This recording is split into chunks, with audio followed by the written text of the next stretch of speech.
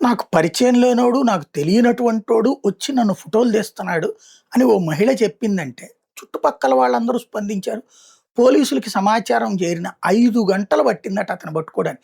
అది గూడా ఏంటి, ఆ మహిళ చెప్పిన మాట విని ఊళ్ళో వాళ్ళందరూ వస్తే. ఇది మంగళగిరి నియోజకవర్గం స్వయంగా లోకేష్ గారి నియోజకవర్గంలో జరిగినటువంటి సంఘటన. చదువుకునే యువతులు, మహిళలను లక్ష్యంగా చేసుకునే వాళ్ళ అనుమతి లేకుండా ఓ వ్యక్తి తన చరవాణిలో ఫోటోలు, వీడియోలు తీసే దుశ్చర్యకు పాల్పడ్డాడు. ఈ సంఘటన గుంటూరు జిల్లా దుగ్గిరాల మండలం తుమ్మపూడి గ్రామంలో ఆదివారం రాత్రి చోటు చేసుకుంది.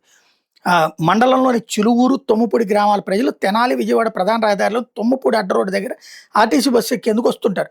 3 రోజుల కిందట చిలువూరుకి చెందినటువంటి యువతి బస్సు కోసం వేచి చూస్తుండగా తుమ్మపూడికి చెందిన 53 ఏళ్ల నల్లమావిడి ఆంజనేయులు దొంగచాటుగా ఆ యువతిని ఫోటోలు తీస్తూ కనిపించాడు. గమనించిన యువత గట్టిగా నిలదీయడంతో పాటు అతడి చేతిలోని ఫోన్ లాక్కుని పరిశీలిస్తే అందులో ఇదే తరహాలో పలువురు మహిళలు, యువతులకు సంబంధించిన ఫోటోలు, వీడియోలు ఉండడం చూసి ఆమె నిర్ఘాంతపోయింది. ఆదివారం ఈ విషయం బయటికి రావడంతో స్థానికులు, బాధితులు, బంధువులు పెద్ద సంఖ్యలో తుమ్మపూడి చేరుకుని ఆందోళనకు దిగడంతో సుమారు 5 గంటల పాటు తీవ్ర ఉద్రిక్తత నెలకొంది. సమాచారం అందుకుని దుగ్గిరాల పోలీసులు అక్కడికి చేరుకున్నారు. కానీ పరిస్థితి శాంతించకపోవడంతో మంగళగిరి గ్రామీణ బ్రహ్మన్ సిబ్బందితో కలిసి ఇక్కడికి వచ్చారు. నిందితుడిని రాత్రి 11:30 గంటల సమయంలో దుగ్గిరాల ఠాణాకి తరలించారు.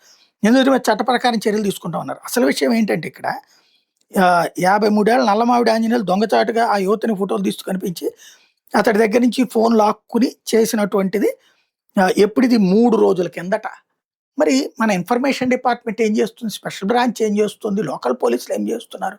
3 రోజుల తర్వాత పోలీసులకి అలాంటి ఇన్ఫర్మేషన్ లేకపోతే, చివరికి ఇంటెలిజెన్స్ రిపోర్ట్ లేకపోతే వాళ్ళు మహిళలే వాళ్ళంతట ఆళ్ళు మాట్లాడుకొని వచ్చి రోడ్డెక్కి ఉద్యమిస్తే కూడా 5 గంటల తర్వాతన వచ్చారు పోలీసులు. అంటే ఏమనాలి దీన్ని?